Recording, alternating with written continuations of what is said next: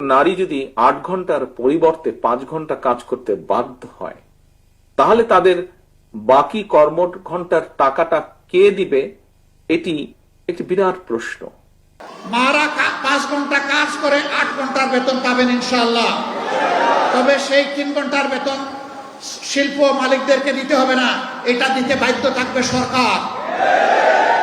বলবেন ঠিক আছে, বেতন না হয়ে দিলেন, ৩ ঘন্টা যে খালি হয়ে গেল, সেই কাজের গ্যাপ কিভাবে পূরণ হবে? দুনিয়ার বহু দেশে পার্ট টাইম সরকারি জব আছে।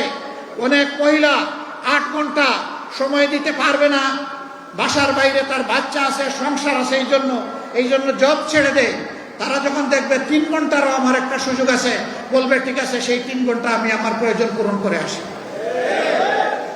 এখানে জব আরো বেড়ে যাবে, একজনের সাথে আরো অর্ধজন যুগ হয়ে যাবে।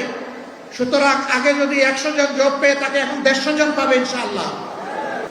যদি কোনো শিল্প, কোনো ইন্ডাস্ট্রি মহিলাদেরকে কাজে নিতে না চায়, সরকার নীতিমালা করে যে এতটুকু নিতে হবে, কেউ যদি না আসে পুরুষ দিয়ে পূরণ করে, অসুবিধা নেই।